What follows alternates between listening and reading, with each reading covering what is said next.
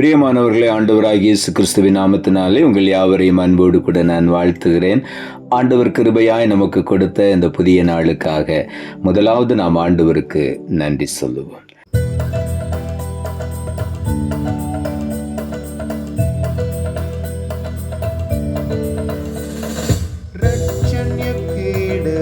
எனக்கு தந்தீர், உமது கரம் என்னை உயர்த்தும்.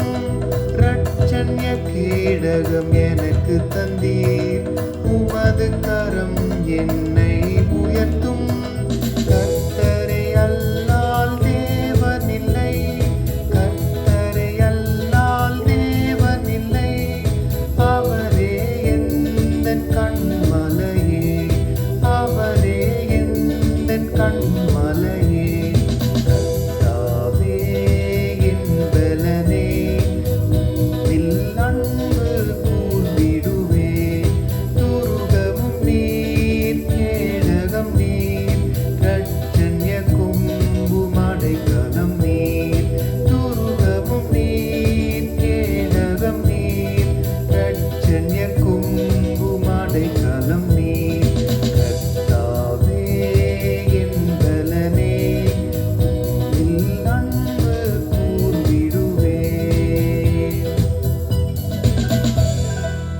இந்த நாளுக்கு என்று ஆண்டவர் கொடுக்கிற ஒரு வார்த்தை ஆதியாகம புஸ்தகம் 15ஆம் அதிகாரம் 1 வசனம். ஆதியாகமம் 15:1. ஆபிரகாமே, நீ பயப்படாதே, நான் உனக்கு கேடகமும் உனக்கு மகா பெரிய பலனுமாய் இருக்கிறேன் என்று ஆண்டவர் ஆபிரகாமை பார்த்து சொன்னார். ஆபிரகாமை ஆண்டவர் அழைக்கும் பொழுது எல்லாவற்றையும் விட்டு வர சொன்னார். உன் இனத்தை, சொந்த தேசத்தை, தகப்பன் வீட்டை எல்லாவற்றையும் மறந்துவிட்டு என்னை பின்பற்றி வா என்று சொன்ன உடனே ஆபிரகாம் எந்த கேள்வியும் கேட்காதபடி கீழ்ப்படிந்து தேவனை பின்பற்றினான். அப்பொழுதுதான் ஆண்டவர் சொன்னார், ஆபிரகாமை பார்த்து உன்னை பெரிய ஜாதியாக்குவேன் என்று சொன்னார். ஆனால் அவனுக்கு சந்ததி இல்லை. அப்படிப்பட்ட சூழ்நிலையிலே தான் ஆண்டவர் மறுபடியும் ஆபிரகாமுக்கு தரிசனம் கொடுத்து ஆண்டவர் அவனுக்கு சொல்லுகிறார், நீ பயப்படாதே, நான் உனக்கு கேடகமாயிருக்கிறேன், உனக்கு மகா பெரிய பலனுமாயிருக்கிறேன் என்று ஆண்டவர் சொன்னார்.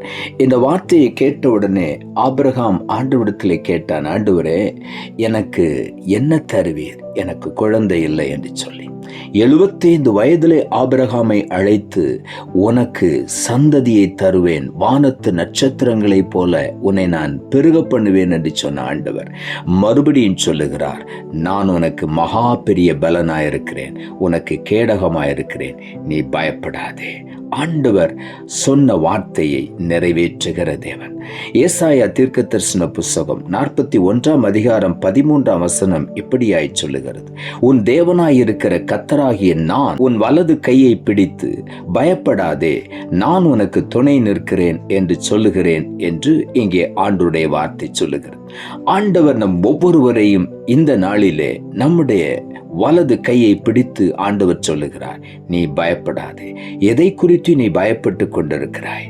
உன்னுடைய எதிர்காலத்தை குறித்து, உன்னுடைய குடும்பத்தை குறித்து, உன்னுடைய வாழ்க்கையில் இருக்கிற பல போராட்டங்கள், பிரச்சனைகளை குறித்து, இதற்கெல்லாம் எனக்கு என்றைக்கு விடிவு காலம் வரும், என்றைக்கு இந்த பிரச்சனைகளுக்கு ஒரு முடிவு வரும் என்று சொல்லி, என்றைக்கு இந்த வேதனைக்கு ஒரு முடிவு வரும் என்று சொல்லி பல விதங்களிலே கலங்கி கொண்டிருக்கும் பொழுது இன்றைக்கு ஆண்டவர் சொல்லுகிறார், நீ பயப்படாதே. ஆபிரகாம் அன்றைக்கு ஆண்டவருடைய வாக்குத்தத்தத்தை பெற்றுக்கொண்டான், விசுவாசித்த ஆண்டவரை பின்பற்றி வந்தான். ஆனால் ஆண்டவர் இன்னும் அவனுக்கு ஒரு சந்ததியை கொடுக்கவில்லை. இந்த வாக்குத்தத்தங்கள் எல்லாம் எப்படி என்னுடைய வாழ்க்கையில நிறைவேறும் என்று சொல்லி அவன் பயந்து போயிருக்கும் பொழுது ஆண்டவர் அவனை பார்த்து சொன்னார், நீ பயப்படாதே, நான் உனக்கு கேடகமாயிருக்கிறேன், உனக்கு மகா பெரிய பலனாயிருக்கிறேன். இன்றைக்கும் நாம் ஒவ்வொருவரையும் பார்த்து சொல்லுகிறார், நான் உனக்கு துணை நிற்கிறேன் என்று சொல்லுகிறேன் என்று ஆண்டவர் சொல்லுகிறார். எப்படி சொல்லுகிறார்? நம் ஒவ்வொருடைய வலது கையையும் பிடித்து ஆண்டவர் பலப்படுத்தி சொல்லுகிறார். சங்கீதங்களின் புஸ்தகம் 18வது சங்கீதம் 30ஆம் வசனம் இப்படியாய் சொல்லுகிறது, தேவனுடைய வழி உத்தமமானது, கர்த்தருடைய வசனம் புடமிடப்பட்டது, தம்மை நம்புகிற அனைவருக்கும் அவர் கேடகமாயிருக்கிறார். எப்படி ஆண்டவர் கேடகமாயிருக்கிறார்? ஆபிரகாம் தேவனை விசுவாசித்தபடியினாலே கர்த்தர் அவனை பார்த்து சொன்னார், நான் உனக்கு கேடகமாயிருக்கிறேன். இன்றைக்கும் ஆண்டவரை நம்புகிற ஒவ்வொருவருக்கும் ஆண்டவர் கேடகமாயிருக்கிறார். அவரை முழுமையுமாய் நம்பி, அவருடைய வாக்குத்தத்தங்களை நம்பி அப்படியே நாம் விசுவாசிக்கும் பொழுது ஆண்டவர் நிச்சயமாகவே அதை நம்முடைய வாழ்க்கையிலே நிறைவேற்றுவார். அவர் சொல்லுகிறார், நம்புகிற எல்லாருக்கும் நான் கேடகமாயிருக்கிறேன் என்று.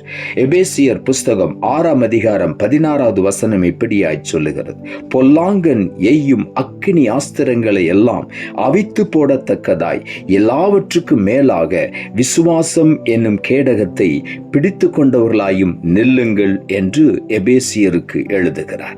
பொல்லாங்கன் எய்கிற அக்கினி ஆஸ்திரங்கள், அவன்தான் அவிசுவாசம் என்கிற அக்கினி ஆஸ்திரத்தை நம்மேலே போடுகிறான்.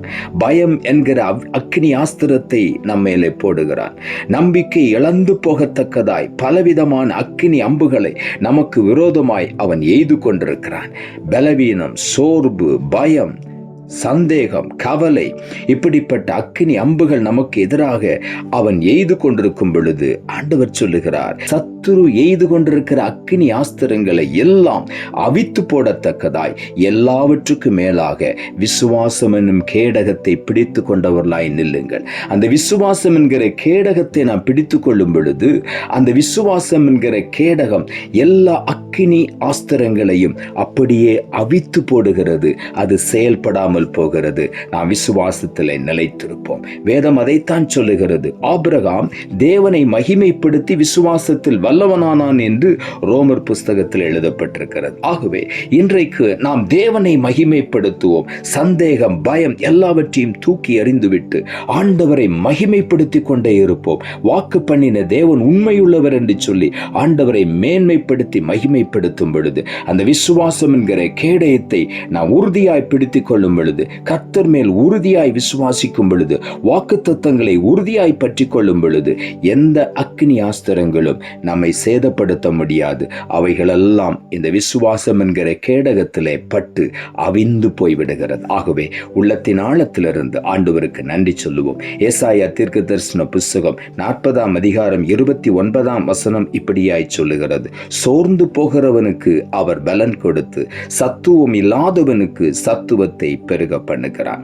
இந்த நாளிலே ஒருவேளை நீங்கள் சோர்ந்து போய் உட்கார்ந்து இந்த வார்த்தையை கேட்டுக்கொண்டிருக்கலாம். விசுவாசம் என்கிற கேடகத்தை எடுத்துக் கொள்ளுங்கள். உங்கள் விசுவாசம் உலகத்தை ஜெயிக்கிற ஜெயம் என்று வேதம் சொல்லுகிறது. ஆகவே ஆபிரகாமுக்கு சொன்ன ஆண்டவர் இன்றைக்கு நமக்கு சொல்லுகிறார், நீ பயப்படாதே, நான் உனக்கு கேடகமும் உனக்கு மகா பெரிய பலனுமாயிருக்கிறேன், உனக்கு சத்துவத்தையும் பலனையும் பெருக பண்ணுவேன் என்று சொல்லுகிறபடியினால் உள்ளத்தின் ஆழத்திலிருந்து ஆண்டவருக்கு நன்றி சொல்லுவோம். சத்துவத்தை பலனை பெற்றுக்கொண்டு விசுவாசத்தினாலே அநேக ஜெயத்தை நாம் பெற்றுக்கொள்ளுவோம். நாம் ஆண்டவருக்கு மகிமையான சாட்சியாய் எழும்பி பிரகாசிப்போம். நாம் ஜெபிப்போம்.